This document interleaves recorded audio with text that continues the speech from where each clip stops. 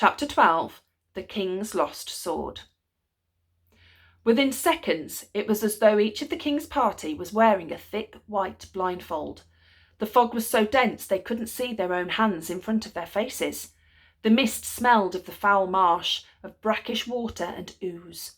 The soft ground seemed to shift beneath their feet as many of the men turned unwisely on the spot.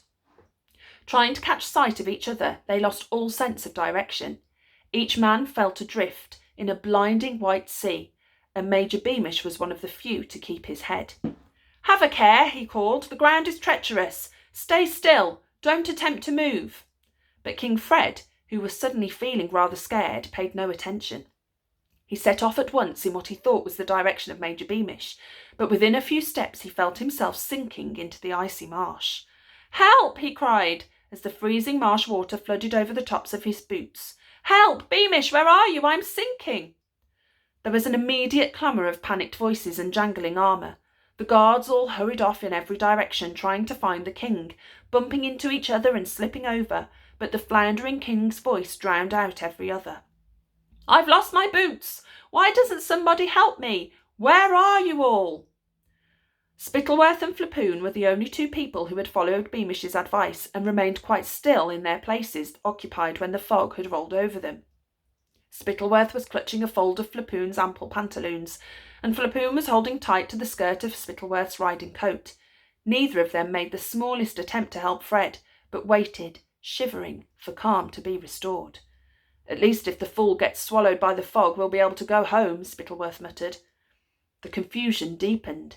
Several of the royal guard had now got stuck in the bog as they tried to find the king. The air was full of squelches, clanks and shouts.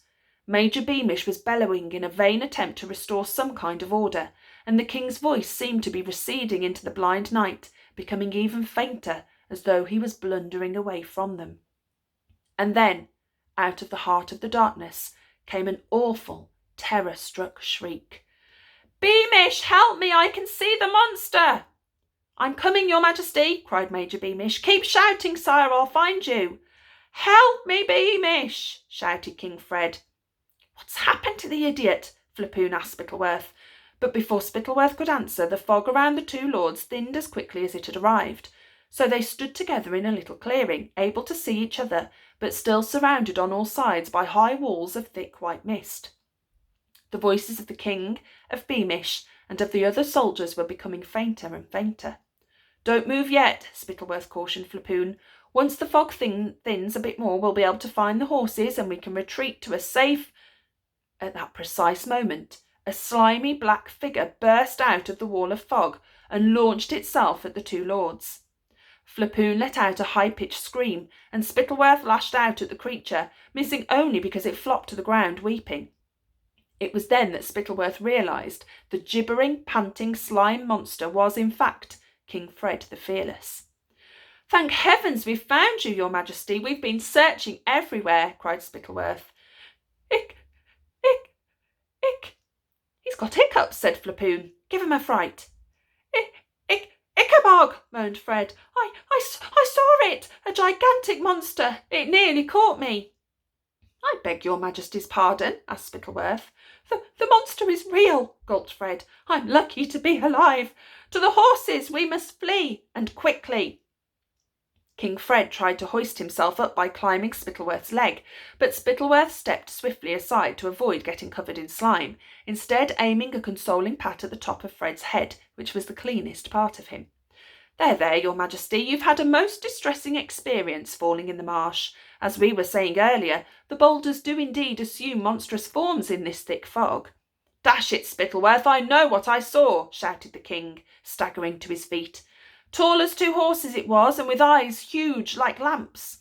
I drew my sword, but my hands were so slimy it slipped from my grasp, so there was nothing for it but to pull my feet out of my stuck boots and crawl away."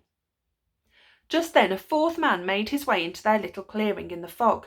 Captain Roach, father of Roderick, who was Major Beamish's second in command, a big, burly man with jet-black moustaches.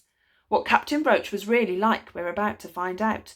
All you need to know now is the king was very glad to see him, because he was the largest member of the royal guard. "Did you see any sign of the Ickabog Roach?" whimpered Fred. "No, your majesty," he said. All I have seen is fog and mud. I'm glad to know your Majesty is safe at any rate. You gentlemen stay here and I'll round up the troops." Roach made to leave, but King Fred yelped, "No, you stay here with me, Roach, in case the monster comes this way. You've still got a rifle, haven't you? Excellent. I lost my boots and my sword, you see. My very best sword with the jewelled hilt." Though he felt much safer with Captain Roach beside him, the trembling king was otherwise as cold and scared as he could ever remember being. He also had a nasty feeling that nobody believed he had really seen the Ickabog, a feeling that increased when he caught sight of Spittleworth rolling his eyes at Flapoon. The king's pride was stung. "Spittleworth, Flapoon," he said, "I want my sword and boots back. They're over there somewhere," he added, waving his arm at the encircling fog. "Would it not be better to wait until the fog has cleared, your Majesty?" asked Spittleworth nervously. "I want my sword," snapped King Fred. "It was my grandfather's and it is very valuable. Go and find it, both of you. I shall wait here with Captain Roach, and don't come back empty-handed."